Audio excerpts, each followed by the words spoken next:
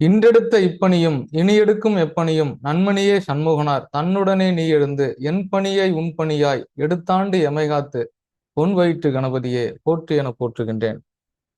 குருபாதம் பணிந்து அனைவருக்கும் வணக்கம். காணொளிகள் பகிர்ந்து பல நாட்கள் ஆகிறது.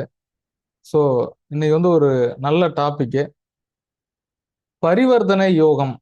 அதாவது ஜோதிட சாஸ்திரத்துல 3000க்கும் மேற்பட்ட யோகங்கள் சொல்லப்பட்டிருக்கு. இருந்தாலும் பேசிக்கா எல்லாருக்கும் பார்த்த உடனே பளிச்சுன்னு தெரியக்கூடிய சில யோகங்கள்ல ஒரு முக்கியமான யோகம் இந்த பரிவர்த்தனை யோகம் அப்படின்னு சொல்லக்கூடியது.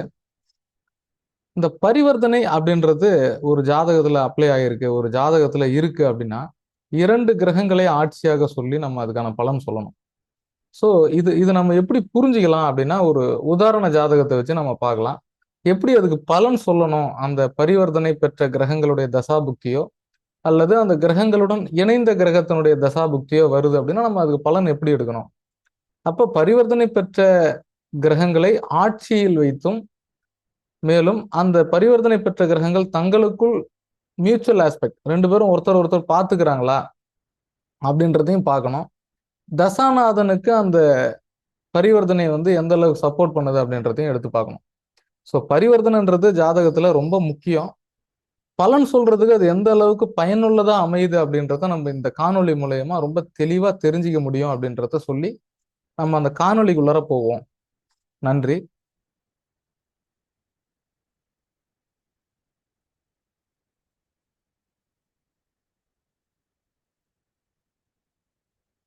அநேகமா இப்போ ஒரு ஜாதகம் வந்திருக்கும், ஸ்கிரீன்ல வந்திருக்கும். இது கொடுக்கப்பட்டுள்ளது ஒரு ஆண் ஜாதகம். இப்ப பாருங்க, இந்த ஜாதகத்துல கிரகங்களுடைய நிலை, அதுக்கு முன்னாடி இது டேட்டா எடுத்து கொடுத்துட்றேன். எப்பவுமே நம்மளுடைய வழக்கம் அது. இந்த ஜாதகனுடைய பிறந்த டேட்டா, இது ஆண் ஜாதகம். 17 நவம்பர் 1990, 6:45 திருப்பூர்னு சொல்லிருக்கு. 34 வயது 3 மாதம், விசாக நட்சத்திரம் 3ஆம் பாதம் அப்படின்னு கொடுத்துருக்கு. சரிங்களா? விசாக நட்சத்திரம் 3ஆம் பாதம் அப்படின்றது துலாம் ராசி.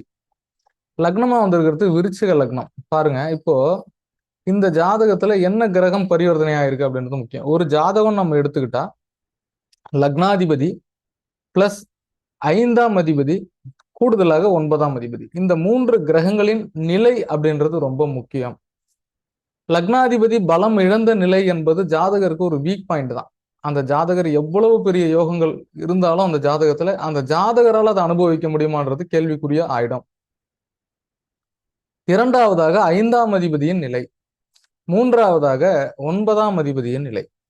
இதுல ஆட்சி, உச்சம், மூல திரிகோணம், நட்பு நிலைகளிலே அல்லது 5ஆம் அதிபதி 9ஆம் அதிபதியின் பார்வையில் லக்னாதிபதி அமர்வது அல்லது 5ஆம் அதிபதி 9ஆம் அதிபதி தசாநாதன் அல்லது லக்னாதிபதி, இந்த இணைவுகள் அப்படின்ற மாதிரி சில கான்செப்ட்ஸ் அப்படின்றது ரொம்ப முக்கியம் ஜோதிடத்துக்குள்ளார. ஜாதகம் பார்க்கும்போது சில விஷயங்களை ரொம்ப தெளிவா நம்ம கம்பேர் பண்ணோம் அப்படின்னா பலன் அப்படின்றத நம்ம தெளிந்த கண்ணாடி மாதிரி அவங்களுக்கு கொடுத்துட்டு போயிட்டே இருக்கலாம்.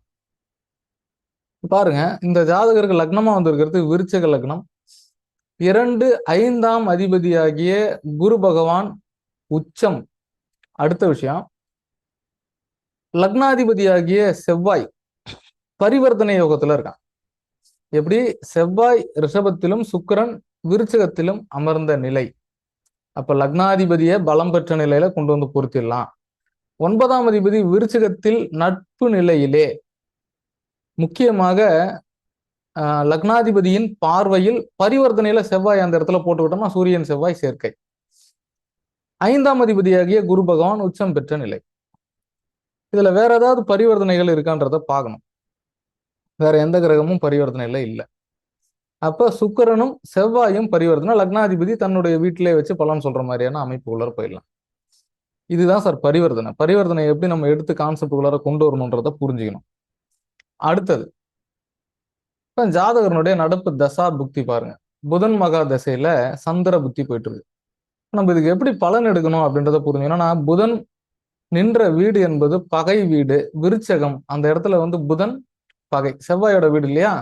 ஆனா இந்த இடத்துல புதனுக்கு ஸ்தான பலம் கிடைச்சிருக்கான்னு பார்க்கணும். எத்தனை அமைப்புகள்ல இந்த புதனுக்கு ஸ்தான பலம் கிடைக்குதுன்றது வெரி இம்பார்ட்டன்ட் கான்செப்ட். முதல் விஷயம், பரிவர்த்தனையில் செவ்வாய் அங்கே பலம் பெறுவதால் புதனுக்கு ஸ்தான பலம் கிடைச்சிருது. ஈவன் புதன் முதல் நிலையில் திக் பலம் அப்படின்ற அமைப்புக்குள்ளார இருப்பார். லக்னத்துல புதனுக்கு திக் பலம் அப்படின்ற ஒரு அமைப்பு. இரண்டாவது நிலையில் செவ்வாய் லக்னாதிபதியாக இருந்து பார்வை செய்வது, ஈவன் பரிவர்த்தனையில் செவ்வாயை ஆட்சியாக போட்டுக்கொண்டால் புதனுக்கு அந்த இடத்துல ஸ்தான பலம் கிடைச்சது.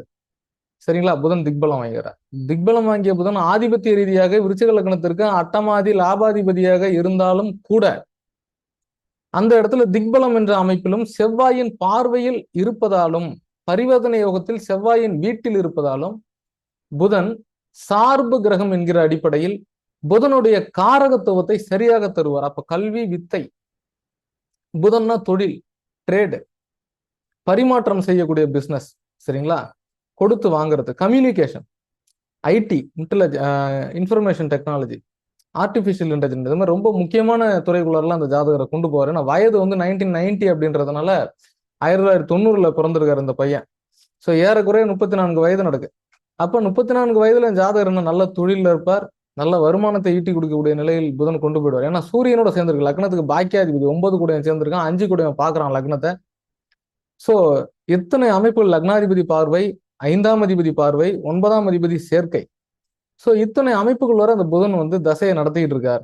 அப்ப புதனை தனித்து நம்ம பலன் சொல்ல முடியாது. புதன் என்ற நட்சத்திரத்தை எடுத்துக்கணும். சனி சாரம், சனி இந்த லக்ன ஆதிபத்தியத்திற்கு 3க்கும் 4க்கும் ஆதிபத்தியம், 3, 4 அதிபதியாகிய சனி பகவான் 2ஆம் இடத்தில் வருமானம் சொல்லக்கூடிய ஸ்தானத்துல இருந்தாலும் லக்னாதிபதியின் பார்வையில இருக்கார் சனி. சரிங்களா? சோ 8ஆம் பார்வை, செவ்வாய் வந்து சனியை 8ஆம் பார்வையா பார்த்திருக்கார். புதனுக்கு சனி மறைஞ்சிருக்கா பாருங்க, புதனுக்கு 2ல தான் இருக்கு, 6, 8ல இல்லை. ஏன்னா ஸ்தான பலம் சொல்லும் போது புதன் என்ற நட்சத்திரத்தை எடுத்துக்கணும். ஆனா புதனுக்கு வீடு கொடுத்த கிரகமும் சனியும் சட்டாஷ்டகமா இருக்கு. ஆனா இந்த இடத்துல செவ்வாயின் வீட்டில் இருப்பதாலும் செவ்வாயின் பார்வையில் புதன் இருப்பதாலும் புதன் பாசிட்டிவான பலனை செய்வார். இந்த இடத்துல அட்டமாதின்ற கான்செப்ட் உள்ளார போகக்கூடாது. என்னன்னா 8ஆம் இடமா இருந்தா பாசிட்டிவான 8ஆம் இடமா செய்யும். வெளிநாட்டுல இருப்பார் இவரு, இன்னும் மறைமுக வருமானம் அப்படின்னு சொல்லக்கூடியது, வீட்டுல இருந்த ஆன்லைன் பிசினஸ் அந்த மாதிரி பண்ணலாம். இந்த மாதிரி பல விஷயங்களுக்குள்ளார இந்த மாதிரி இந்த புதன் கொண்டு போய் இவரை செய்யும். ஸோ இந்த பரிவர்த்தனை அப்படின்றது வந்து எப்படி வேலை செய்த ஒரு ஜாதகத்துலன்றதை நம்ம எப்படி எடுக்கணும் அப்படின்றதுக்கான ஒரு அடிப்படை தான் இது.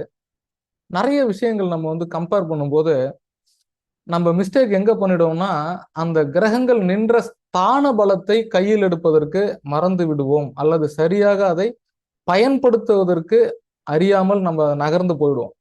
ஸோ ஒரு கிரகம் ஒரு இடத்துல வந்து ஸ்தான பலம் வாங்கியிருக்கா அப்படின்னு எப்படி பார்க்கணும்னா, வீடு கொடுத்த கிரகமும் நட்சத்திர பாதம் கொடுத்த கிரகமும் ஒருவருக்கொருவர் எப்படி இருக்காங்கன்றத பார்த்துக்கணும். 2 பேரும் கேந்திரமா இருக்கணும். சரி, சட்டாஷ்டகமா இருந்தா பாசிட்டிவா இருக்குமா இருக்காதா? கண்டிப்பா பாசிட்டிவா இருக்காது. யாரு? வீடு கொடுத்தவனும் சாரம் கொடுத்தவனும் 2 பேரும் தங்களுக்குள்ளார சட்டாஷ்டகமா இருந்துட்டாங்கன்னா நெகட்டிவா இருக்கும். எதனா ஒரு கோள் இன்னொரு கோளை பார்த்தாலே அது கொஞ்சம் ரியாக்ட் ஆகும். இந்த ஜாதகத்துல பாத்தீங்கன்னா செவ்வாய் 8ஆம் பார்வையா சனியை பார்த்திருக்கு. ஏன்னா செவ்வாய் வந்து புதனுக்கு வீடு கொடுத்த கிரகமாகவும் சாரம் கொடுத்த கிரகம் சனியாகவும் இருந்து செவ்வாய் மட்டும் சனியை பார்த்த நிலை. இந்த இடத்துல சனியை நம்ம ஏன் எடுக்கணும்னா, புதன் அனுஷ நட்சத்திரத்துல நின்னதுனாலையும் புதன் அட்டமாதிபதியாக இருந்த போதிலும் பரிவர்த்தனையில் முதல் நிலையில் பலம் பெறுகிறார். அடுத்ததாக திக்பலம் என்ற அமைப்பில் பலம் பெறுகிறார். அடுத்ததாக செவ்வாயின் பார்வையில் பலம் பெறுகிறார். சூரியனுடன் இணைந்ததாலும் பலம் பெறுகிறார். குரு பார்த்ததாலும் பலம் பெறுகிறார். பல விதிகளை பொருத்தி பார்க்கணும். அப்ப புதன் நெகட்டிவ் பண்ணுவாரா? பண்ண மாட்டார். 5ஆம் அதிபதி பார்வை, 9ஆம் அதிபதி இணைவு, லக்னாதிபதியின் பார்வை, பரிவர்த்தனையில் புதனின் பலம். எத்தனை கான்செப்ட்ல அந்த புதன் பலம் அடைகிறார் பாருங்க. அட்டமாதினா வெளிநாட்டுல இருப்பார், மறைமுக வருமானம் வரும், திடீர் வருமானம், திடீர் அதிர்ஷ்டம், இந்த மாதிரி பல விதிகளுக்குள்ளார இந்த பரிவர்த்தனை, ஒற்றை பரிவர்த்தனை அப்படின்ற ஒரே ஒரு அமைப்புக்குள்ளார ஒரு தசாவே வந்து பாசிட்டிவா வேலை செய்யணும் பாருங்க. 17 வருஷத்து புதன் தசை எவ்வளவு பெரிய சாதக சூழலை ஏற்படுத்தி தரும். அப்போ ஒரு ஜாதகத்தை எடுத்து பலன் சொல்லும் போது எவ்வளவு விஷயங்கள் இருக்கும், எவ்வளவு அதுல நம்ம எப்படி நம்ம நுணுக்கமா சொல்லணும்ன்றத கவனிச்சு சொல்லணும் அப்படின்றத சொல்லிட்டு மீண்டும் மற்றொரு பதிவில் சந்திக்கும் வரை உங்களிடமிருந்து விடைபெறுவது ஜோதிடர் சக்தி கணேசன், நெய்வேலி. நன்றி.